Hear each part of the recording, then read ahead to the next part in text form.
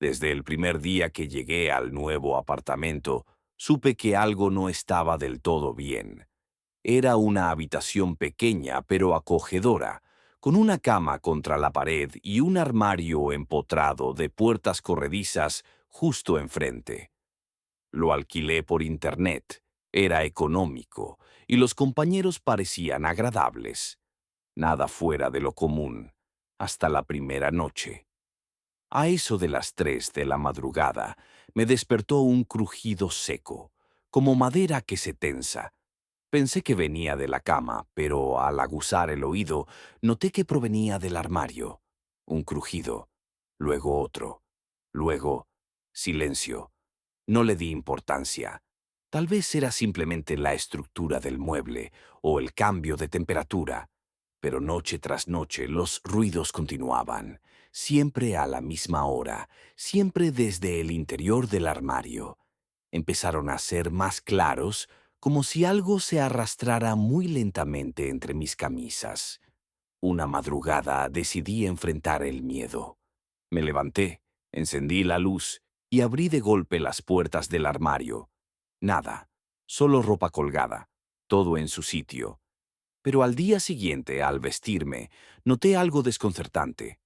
Todas mis camisas estaban colgadas al revés, con la parte trasera hacia adelante. Yo no las dejé así, y nadie, absolutamente nadie, tiene copia de mis llaves. Pensé que tal vez lo hice sin querer.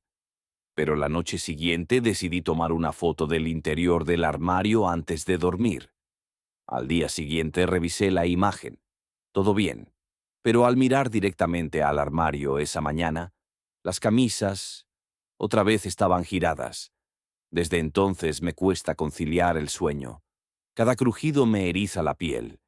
Siento que hay algo o alguien escondido entre la ropa. Y lo peor es que, en el fondo, una parte de mí quiere abrir el armario una vez más, solo para estar seguro, solo para comprobar que sigo solo. Después de aquella semana de ruidos y camisas volteadas, el armario comenzó a emitir un olor.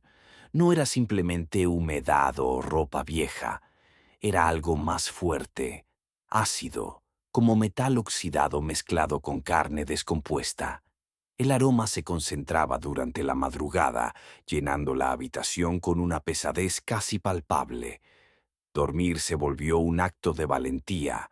Una noche, armado con una linterna y una mascarilla improvisada, decidí revisar todo el interior. Moví cada prenda con cuidado, buscando alguna fuente del olor. Fue entonces cuando noté una pequeña grieta en la madera del fondo, justo detrás de donde colgaban mis chaquetas. La grieta parecía reciente, como si algo la hubiese abierto desde dentro. Metí la mano, tembloroso, y sentí un pequeño bulto. Lo saqué con dificultad. Era un sobre amarillento, sellado con cera seca y cuarteada. Temblando, lo abrí. Dentro había una hoja escrita con tinta desvaída, casi borrada por el tiempo. Solo se leía claramente una frase. No lo abras, no lo despiertes otra vez. No había firma, no había fecha, solo esa advertencia. Esa noche, dormí con el armario cerrado a cal y canto, pero a las 3:11 de la mañana me despertó algo más que un crujido. Era respiración, una respiración lenta, pesada, desde dentro del armario, y luego 3 golpes, suaves, regulares, como si algo llamara para salir. Al amanecer, la puerta del armario estaba abierta, desde dentro. El olor era aún más intenso, y en el suelo de madera había marcas, pequeñas manchas oscuras como huellas húmedas, que llevaban desde el armario hasta la puerta del baño. Corrí al baño. Nada. Vacío. Pero algo me dice que no se ha ido, que simplemente está esperando. Y yo aún tengo la carta. Cuando Clara tenía 8 años, sus padres la enviaron a pasar el verano con su abuela, en un pueblo escondido entre colinas y caminos de tierra. La casa era antigua, con techos altos, ventanas de madera y una decoración que parecía detenida en el tiempo. En especial había una habitación que siempre le llamó la atención: la sala de los espejos. Era un cuarto pequeño, con 3 espejos grandes de marcos dorados, uno frente a la ventana, otro junto al armario y el tercero al pie de la cama. Cuando Clara preguntó por qué tantos espejos, su abuela solo respondió: 3 está bien. Pero recuerda, niña, nunca mires en el cuarto espejo. Clara se rió. ¿Cuál cuarto espejo? Aquí solo hay 3. Exacto, dijo la abuela, y no volvió a tocar el tema. Pasaron los días entre juegos, comidas caseras y cuentos antiguos, pero cada noche Clara sentía algo raro al dormir en esa habitación. No podía explicar por qué, pero antes de cerrar los ojos siempre cubría los espejos con una manta. Una noche, una fuerte tormenta azotó el pueblo. El viento silbaba, las ventanas vibraban, y Clara despertó sobresaltada.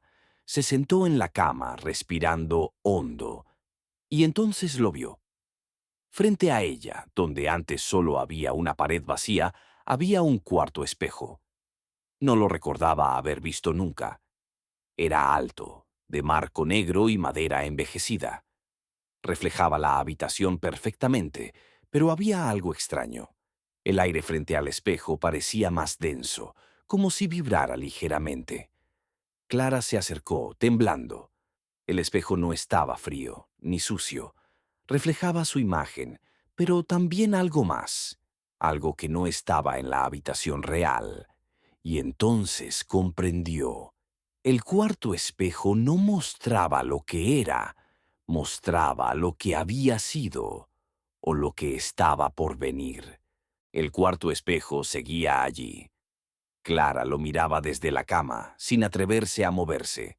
El reflejo mostraba su habitación en penumbra, pero no estaba sola en él. En la esquina del fondo, junto al armario, había una figura, alta, delgada, inmóvil, como si alguien estuviera parado en silencio, observándola desde dentro del espejo. Clara giró la cabeza, con lentitud, hacia el rincón real de la habitación. Vacío. Volvió a mirar el espejo. La figura seguía ahí. No se movía, no respiraba, solo la miraba. Clara contuvo el aliento. Su cuerpo temblaba, pero no podía apartar los ojos. Entonces la figura inclinó la cabeza, apenas un poco, como si respondiera a su presencia. Clara gritó. Corrió hacia la puerta, la abrió de golpe y fue directo al cuarto de su abuela.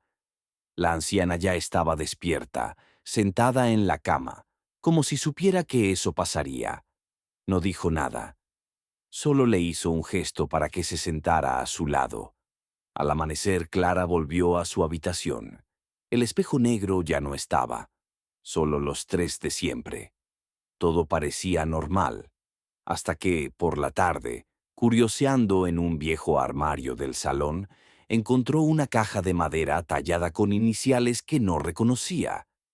Dentro había fotos antiguas, imágenes en blanco y negro de la casa, de la familia, de fiestas. Pero una foto llamó su atención. Era una imagen antigua, algo borrosa, donde aparecían 3 personas. Una niña que se parecía a ella, una mujer igual a su abuela, y un hombre, el mismo hombre del espejo. Daba escalofríos verlo sonreír.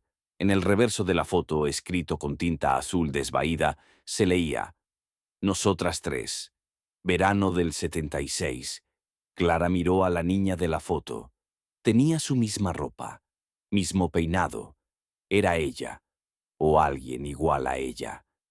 Desde ese día nunca volvió a dormir frente a un espejo, y el cuarto espejo nunca volvió a aparecer, o al menos no en esa casa.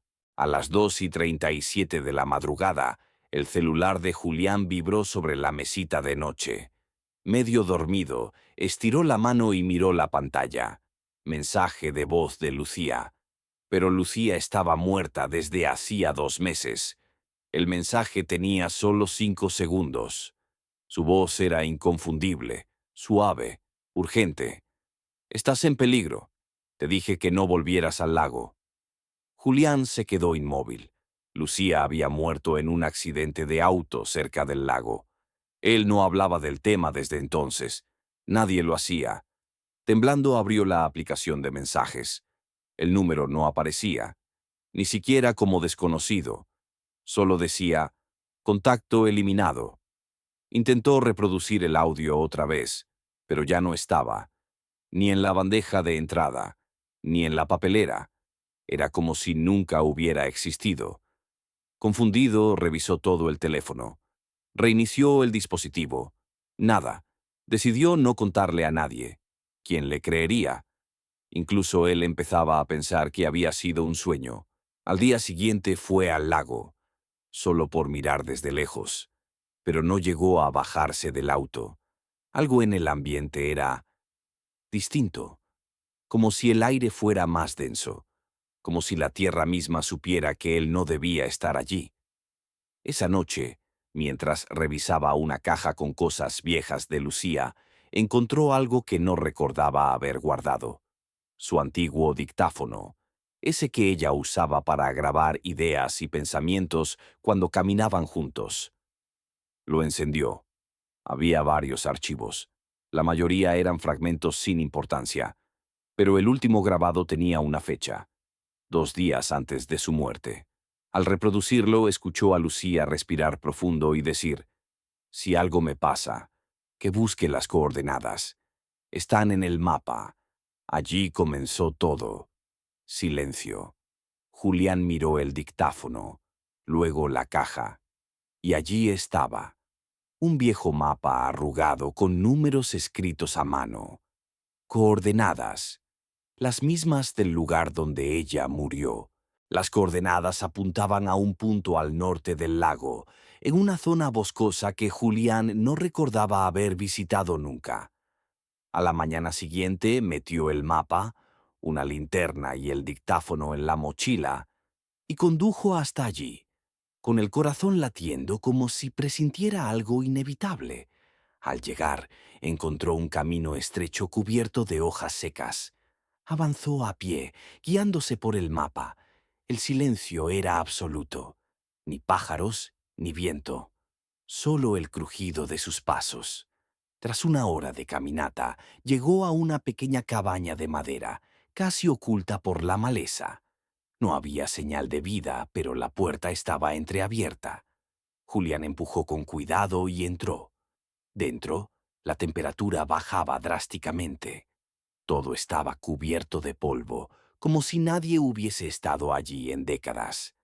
En el centro de la cabaña, sobre una mesa, había 3 cosas: un espejo ovalado, un teléfono móvil encendido y una fotografía. La foto mostraba a Julián y Lucía abrazados junto a un árbol. Pero había algo extraño. Donde debía estar el rostro de Julián, había un manchón negro, como si la imagen hubiese sido quemada desde dentro. Temblando, levantó el teléfono. Solo había un archivo abierto, un mensaje de voz con su nombre. Lo reprodujo. Era Lucía. Otra vez. Si estás escuchando esto, significa que no escapaste a tiempo. Lo siento. Él ya te vio. En ese momento algo se reflejó en el espejo. Una figura oscura, sin rostro, justo detrás de Julián. Se giró de golpe. Nada. Pero el espejo ya no reflejaba la cabaña. Mostraba el lago. Y a él, parado en la orilla, completamente solo. El teléfono cayó al suelo. La pantalla se apagó. Y con ella, todo. Nadie volvió a ver a Julián. Pero días después una amiga recibió un mensaje de voz. Voz distorsionada, lejana. Apenas se entendía una frase. «No vayas al lago.